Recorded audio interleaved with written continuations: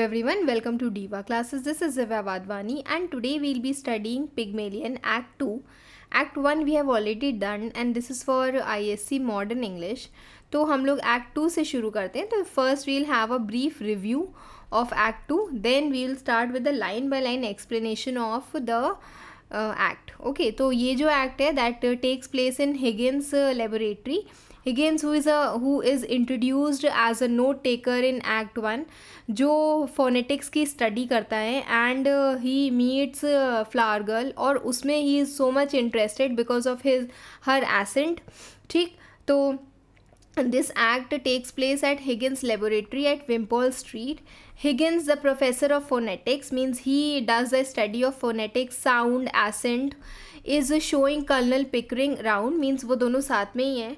And then later on Eliza enters and asks to be giving a training. और उसके बाद थोड़ी देर बाद Eliza the flower girl, she enters जिसके वो कॉकनी accent है जिसकी, और वो चाहती है कि वो कोई उसको सिखा दे तो at least she'll be able to speak a better English and she'll be able to work as a assistant in the flower shop.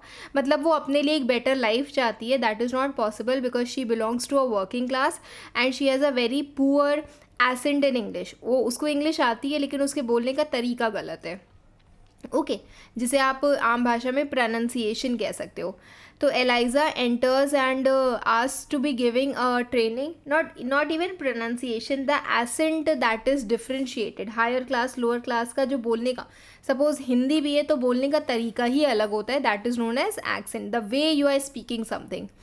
Okay, तो Eliza enters and asks to be giving a training in correct speaking because she wants to become a florist assistant. मतलब एक flower shop में वो assistant बनना चाहती है. Better than what she is right now. Her cockney accent is impediment. और उसकी ये जो कॉकने एसेंट है मीन्स ये जो वर्किंग क्लास इंग्लिश ये बोलती है, this is proving to an objection और a hindrance to her employment. Higgins wagers Pickering that in 6 months. उसके बाद हिगिन्स यहाँ पर जो प्रोफेसर हैं वो शर्त लगाता है कर्नल पिकरिंग के साथ, who is a gentleman, that 6 महीने में ही विल हैव ट्रांसपोर्ट. मतलब एक draggle tailed very untidy guttersnipe means street child, उसको एक डचेस के फॉर्म में means a lady of the highest authority के फॉर्म में वो उसको चेंज कर देगा. एक कहते हैं ना कि एक ज़मीन से उठा करके आसमान तक पहुंचा देने वाला काम वो करेगा. Doolittle Eliza's father means he is a person, he is a man जो एलाइजा का फादर है. He is a dust man and he is learning that Eliza is being adopted by 2 rich men. उसको ये सुनने में आता है कि एलाइजा को 2 लोग दे आर अडॉप्टिंग, मतलब कि उसको वहाँ पर सिखाने के लिए रख रहे हैं अपने पास. तो he arrives there to meet Higgins and Colonel Pickering. He hopes to derive some share in the good fortune which has befallen on his daughter. कि उसके डॉटर के ऊपर जो थोड़ी बहुत दया हुई है उसका थोड़ा सा हिस्सा, थोड़ा सा फ़ायदा वो खुद भी उठा ले, इसीलिए वो जाता है हिगिन्स के पास. He entertains the professor. He speaks to him on his undeserving philosophy. मतलब अपनी बकवास करता है वहाँ पर. And then departs richer by 5 pounds. और वहाँ से वो 5 pounds लेकर के वहाँ से चलता बनता है. तो now the scene has begin. This is a setting in Higgins laboratory. Okay, so next day at 11 a.m. Now we are discussing here the Higgins laboratory in Wimpole Street. It is a room on the first floor looking on the street and was meant for the drawing room. Means कि Higgins की laboratory Wimpole Street में, that the word you should name remember क्योंकि direct questions भी इससे आते हैं. It is a room on the first floor looking on the street. मतलब कि जिसका जो opening door है वो street की तरफ जाता है. Then it was meant for the drawing room, जहाँ से as soon as you enter that there comes a drawing room. The double door are in the middle of the back wall and persons entering find in the corner. मतलब अब जो लोग, अब ये पूरा उसका डिस्क्रिप्शन दिया हुआ है तो इसका एक पहले एक ब्रीफ सी फ़ोटो हम आपको दिखा देते हैं so that you are able to understand यहाँ पर जो बताया गया है. ठीक है, ये एक पूरा सीन दिया हुआ है उसके लेबोरेटरी का. जहाँ से ये डबल डोर है at the in the middle of the back wall, पीछे का जो साइड है वहाँ पर एक डबल डोर है. जब आप एंटर करते हो तो एंट्रेंस वाला पार्ट अलग और जो पीछे का हिस्सा है वो अलग. तो यहाँ पर पीछे के हिस्से की बात हो रही है that it is the room on the first floor. ठीक है, यहाँ पर 2 अलमेराज हैं, ये फायर प्लेस है, ये कोल स्कटल है जिसमें कोल रखा होता है. Then there is a comfortable chair also, easy chair. ठीक, यहाँ पर you can see old clock is kept here. ये एक पूरा उसका एरिया है जहाँ पर एक फ़ोनोग्राफ रखा हुआ है. देन एक लाइफ साइज़ का इमेज रखा हुआ है. There are 2 chairs at the phonograph table. यहाँ पर आसपास 2 चेयर्स रखी हुई हैं. ठीक, पियानो है, सम डेजर्ट इज़ देयर, एक मतलब fruits and all are kept also in this. Telephone है, एक ये ड्रॉर है शैलो ड्रॉर्स वाला. कुछ फ़ोटोज़ यहाँ पर बनी हुई हैं, फ़ोटोज़ इन द सेंस हम पोर्ट्रेट्स यहाँ पर बनी हैं. तो ये उसका ये पूरा सीन है जो यहाँ पर दिखाया गया. तो I am just doing a basic reading, क्योंकि आपसे एक एक चीज़ का लाइन बाय लाइन एक्सप्लेनेशन यहाँ नहीं पूछेंगे. वो डिस्क्रिप्शन पूछ सकते हैं लेकिन डिस्क्रिप्शन आपसे ओवरऑल पूछेंगे. तो that is why I am showing you this picture कि आपको ये समझ में आ जाए कि what is it all about.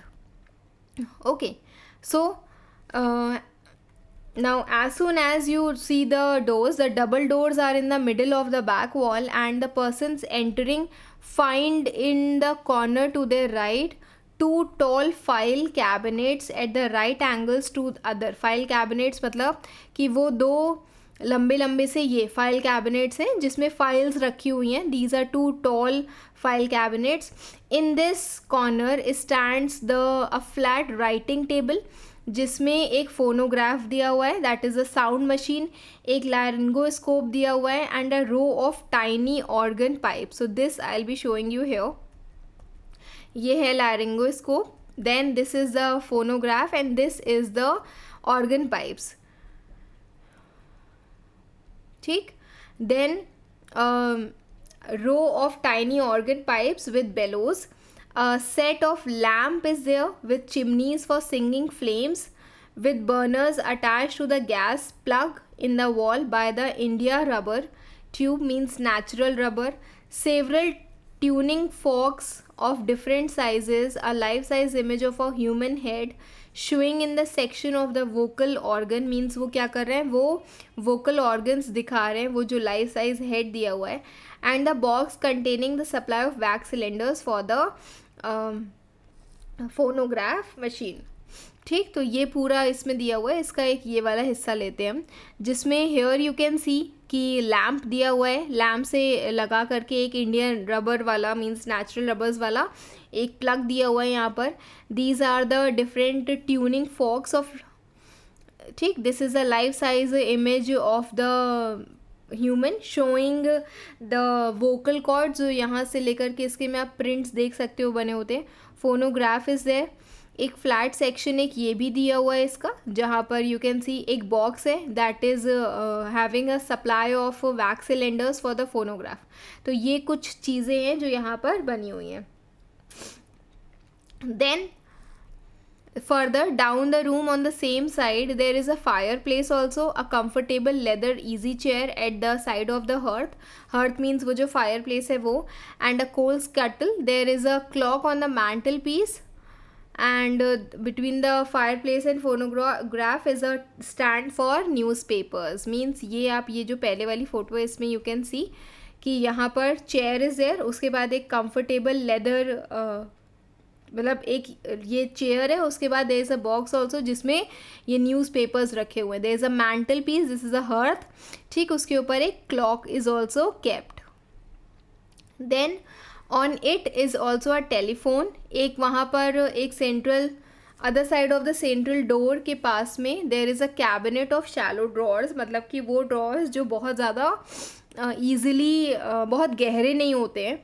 On it is a telephone and the telephone directory. Telephone और टेलीफोन की जो डायरी होती है वो रखी हुई है जिसमें नंबर्स लिखे होते हैं. Corner beyond and the most of the side wall is occupied by a grand piano. There is a big piano and with the keyboard at the end of from the furthest of the door. And एक bench रखी हुई है वहाँ पर जो पूरे full length की bench है, जितना वहाँ पर पियानो है उतनी बड़ी. Then there is a dish dessert dish. heaped with fruits and sweets, mostly chocolates. तो ये भी वहाँ पर रखा हुआ है. And then middle of the room is clear. Besides the easy chair, the piano bench and the 2 chairs at the phonograph table, there is 1 stray chair. एक extra chair भी वहाँ रखी हुई है. ठीक. It stands near the fireplace. On the walls engravings are there, mostly Piranesis and mezzotint portraits. There are no paintings. तो the person's name is written here. He was the 18th century Italian artist famous for his dramatic architectural etchings. And mezzotint is a tonal print making method. मतलब कि एक kind of printing होता है that is used for rich portraiture. These two distinct print traditions represent high points of historical graphic arts. So these I can show you here.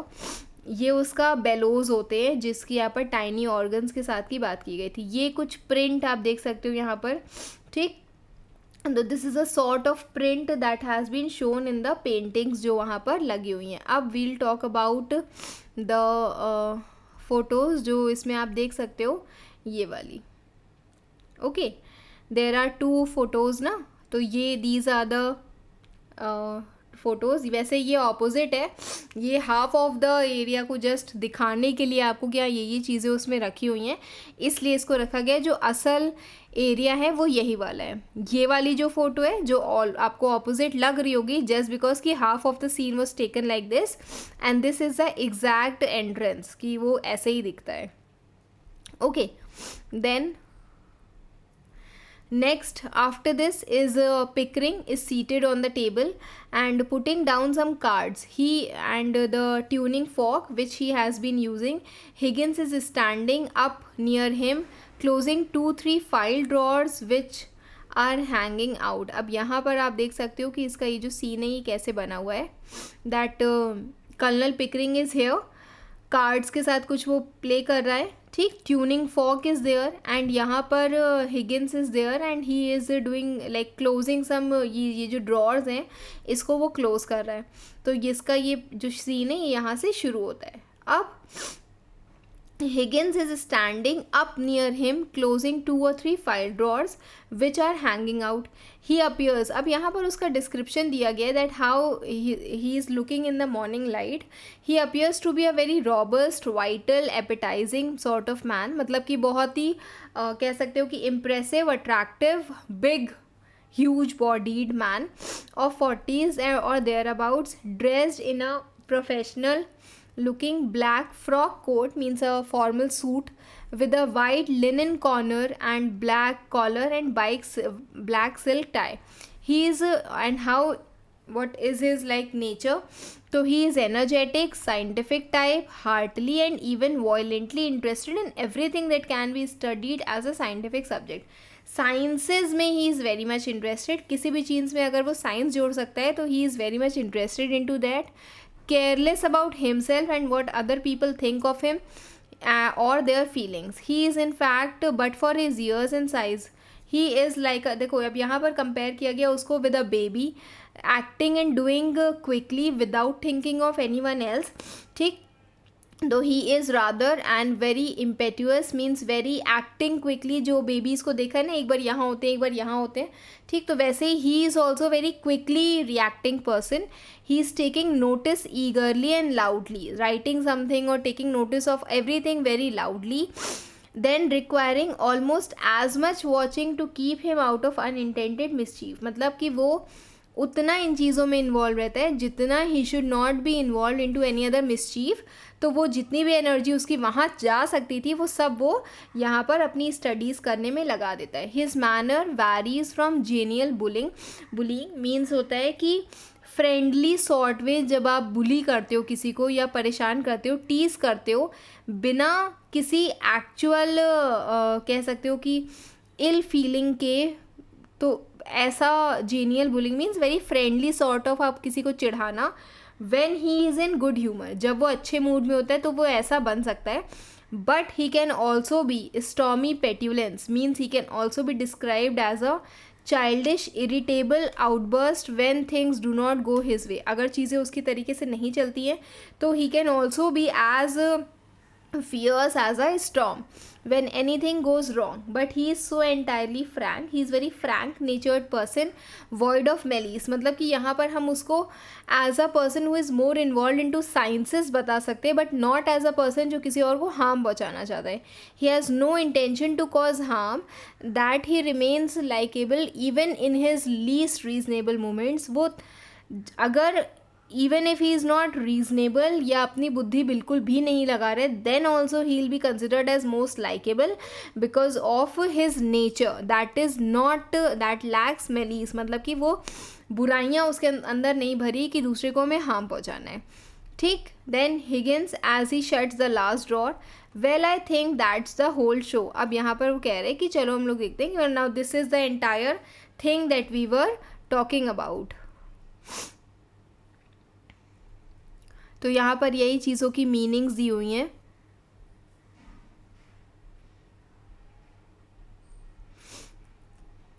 Okay, and then a little explanation also is given hair.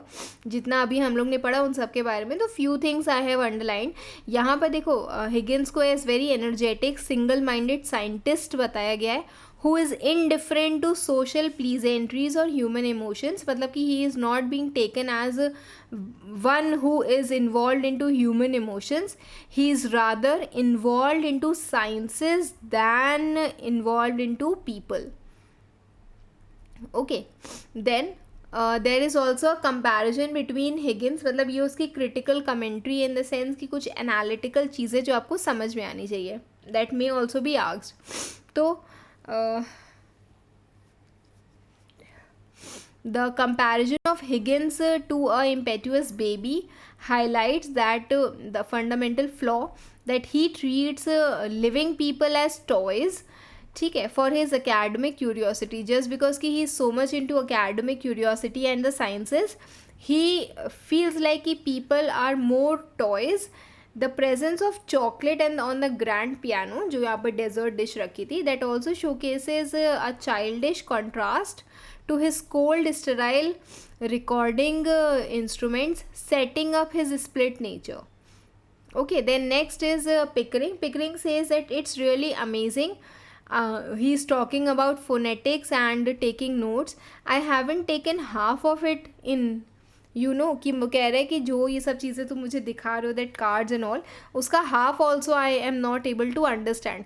Higgins कहते हैं would you like to go over it again. क्या तुम दोबारा ये सब चीज़ें देखना चाहोगे. Pickering rising and coming to the fireplace where he plants himself with his back to the fire. मतलब कि फायर के पास वो खड़े होकर के वो कहता है no thank you, not now, I am quite done up for this morning. आज के लिए इतना बहुत है.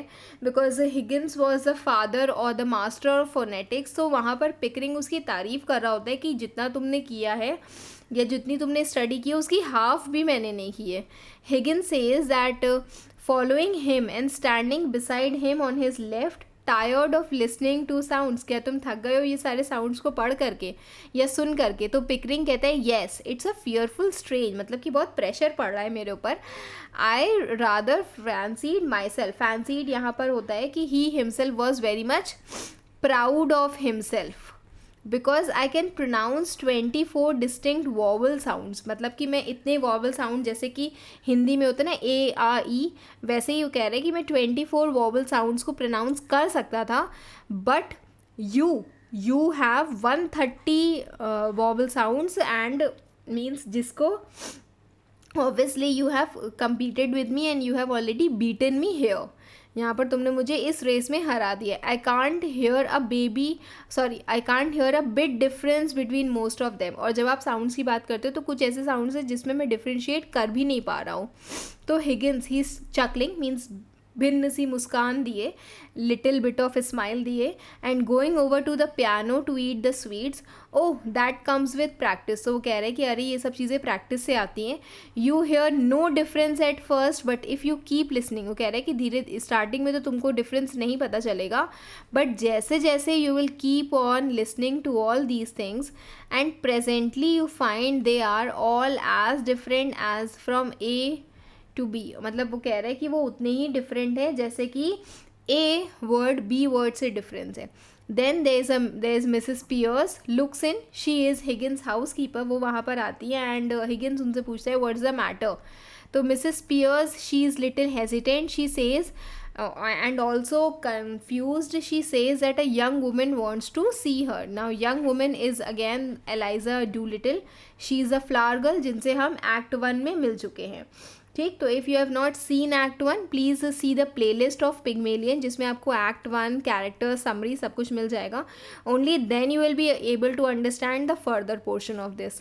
Then Higgins says a young women what does she want, तो कह रहे कि अरे एक यंग वुमेन आई है मुझसे मिलने के लिए, उसको क्या चाहिए. तो Mrs Pearce says that well she says you will be glad to see her when you know about what she comes about. तो मिसेस पियर्स कहती है कि उसने ये बोला है कि हिगिन्स बहुत खुश हो जाएगा उसको देख करके, फ्लावर गर्ल को देख करके, बिकॉज अगर उसे पता चलेगा कि फ्लावर गर्ल यहाँ पर क्यों आई है. तो she is quite a common girl. Mrs Pearce कहती है कि वो बहुत कॉमन स्ट्रेंज सी है, very common indeed, very common मतलब कि वो ऐसी नहीं है जो हाई क्लास सोसाइटी वाली नहीं लग रही है मुझे. I should have sent her away, मुझे उसे वापस भेज देना चाहिए था.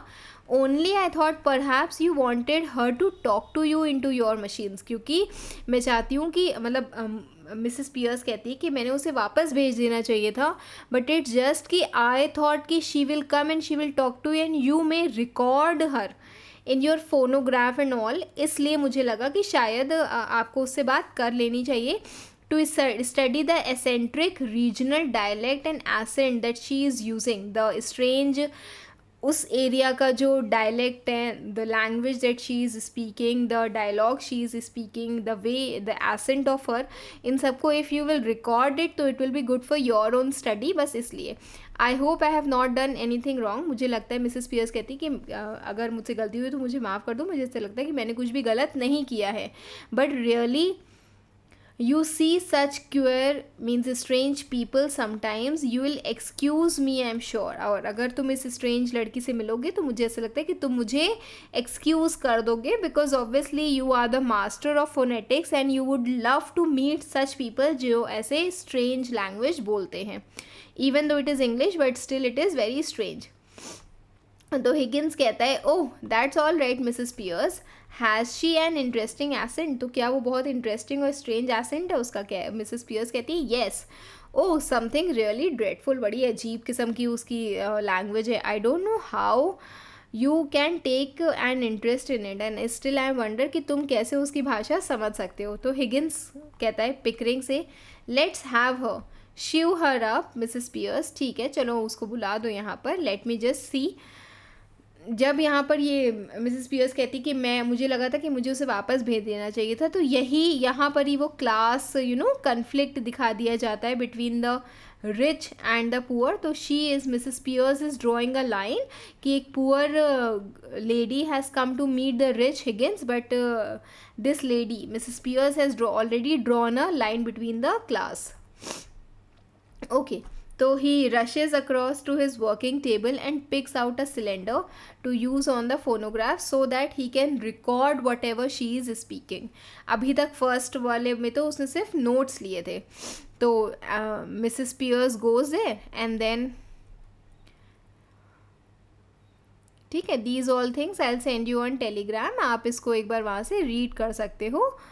You can join us on the channel that is Diva Classes on Telegram as well. Okay, so Mrs. Spears only half resigned to it, means partially accepting the situation. Very well sir, it is for you to say कि ठीक है, I'll just send her to you. She goes downstairs and Higgins, this is rather a bit of luck, I'll show you how I can make records. वो कहते हैं कि ये सिर्फ एक लक का मैटर है, मैं तुम्हें बताता हूँ कि मैं कैसे चीज़ों को रिकॉर्ड करता हूँ. वील सेट हर टॉकिंग, पहले हम उसको मतलब प्रवोक करेंगे कि वो थोड़ा सा बातें करे.